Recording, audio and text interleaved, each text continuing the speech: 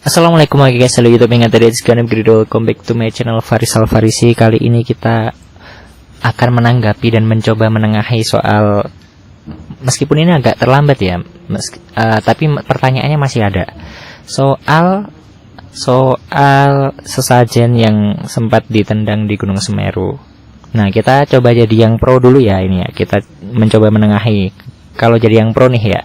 Sekarang kita jadi yang pro. Ya, saya setujunya sih memang benar hal itu termasuk perbuatan syirik dan orangnya jelas musyrik gitu ya. Sedangkan orang yang menendang tersebut mengatakan bahwasanya hal ini dapat menambah kemurkaan Allah seperti itu. Dan saya sangat setuju itu. Jadi istilahnya warga Semeru sedang diuji dengan bencana. Setelah itu malah ada sesajen-sesajen yang bertujuan mungkin karena entah karena apa, tujuannya mungkin agar bencana tersebut segera reda atau segera terkendali. Dan tujuannya sesajen itu untuk siapa kan yang tahu, yang membuat sesajen tersebut. Saya setuju sih ketika yang menendang itu mengatakan bahwasanya ini dapat mendatangkan murka Allah, karena itu termasuk membuat tandingan-tandingan Allah gitu. Itu mensekutukan Allah, dan itu dosanya tidak akan diampuni dan Allah sangat membencinya kayak gitu. Nah, itu betul sekali. Sekarang kita coba jadi yang kontra nih ya, jadi yang kontra. Nah, kontranya itu seperti apa? Ya, kita lihat cara dia menyampaikan dakwahnya itu menurut saya kurang pas gitu. Misalnya, memang benar hal itu termasuk perbuatan syirik, perbuatan musyrik, tapi nggak harus ditendang juga. Kita coba berpikir secara bagaimana sih Rasulullah kalau menghadapi hal semacam ini. Memang kita nggak tahu, kalau nggak pernah lihat Rasulullah kalau menghadapi hal semacam ini seperti apa. Namun bisa kita ketahui dari tauladan-tauladannya kayak gitu. Mungkin ya, ini mungkin perkiraan saya nih ya. Kalau Rasulullah menghadapi hal semacam itu pasti dengan kelembutan. Nah, setelah itu misalnya Rasulullah bagaimana sih kalau menghadapi semacam ini? Mungkin Rasulullah itu hanya akan mengambil sesajen tersebut sambil melakukan sedikit ceramah gitu. Itu kan lebih enak. Coba bayangkan daripada rendang, kita ambil sesajennya kayak gitu, misalnya diangkat, setelah itu sedikit ceramah, misalnya menunjukkan ini adalah perbuatan syirik ya teman-teman, jangan dilakukan, jangan ditiru, ini dapat menambah murka Allah. Setelah itu diletakkan lagi secara pelan-pelan dan lembut gitu, misalnya nggak diapa-apain, cuma seperti itu. Nah, itu misalnya saya menjadi yang kontra itu seperti itu.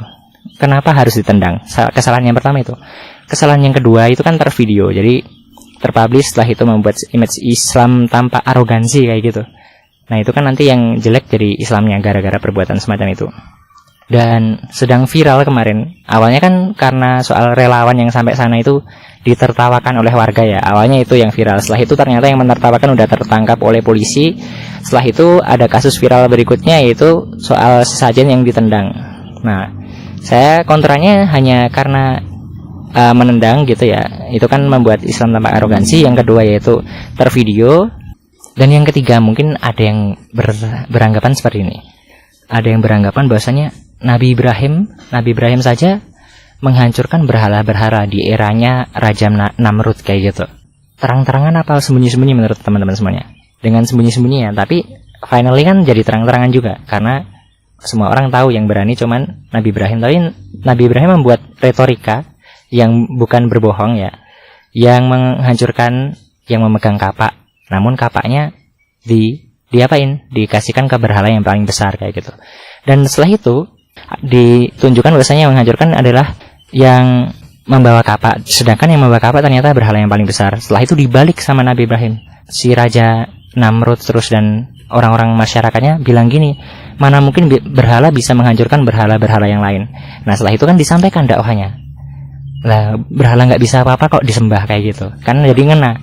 Nah, sedangkan itu nendang gitu, misalnya nendang setelah itu reasonnya nanti apa gitu, dakwahnya nanti kemana gitu kan. Kalau Nabi Ibrahim itu ada reason, ada alasannya gitu, alasan yang kuat untuk membalik, untuk memasukkan retorika pada penghancuran berhala-berhala tersebut. Sedangkan ketika menendang kita memasukkan nilai dakwahnya di mana, kan nggak bisa.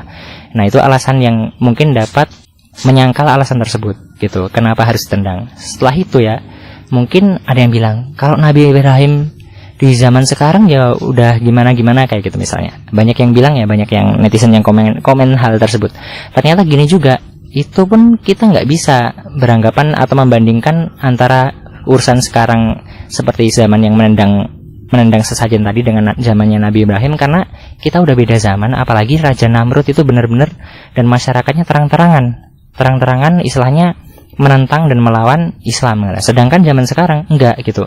Masyarakat di Indonesia ini meskipun masyarakatnya majemuk, ternyata enggak menentang gitu, tidak menentang ajaran Islam, tidak memerangi Islam. Akhirnya ya kita enggak boleh istilahnya menendang sesajen kayak gitu. Nah, itu kan yang salah kan jelas kita. Nah, kalau saya belum tahu sih update atau follow up dari kasus tersebut sekarang udah gimana, tapi yang jelas kalau menurut saya, kalau jiwa kesatria, demi nama baik Islam, kita mengaku salah dan kita minta maaf kayak gitu. Karena hal itu tidak sewajarnya dan tidak sepantasnya kayak gitu. Ya, saya rasa cukup menjawab pertanyaan dari teman-teman semua yang kemarin ya, yang baru sempat kita rilis hari ini. Semoga bermanfaat. I hope to see you on the next video. Don't forget to subscribe and like, and goodbye. Assalamualaikum warahmatullahi wabarakatuh.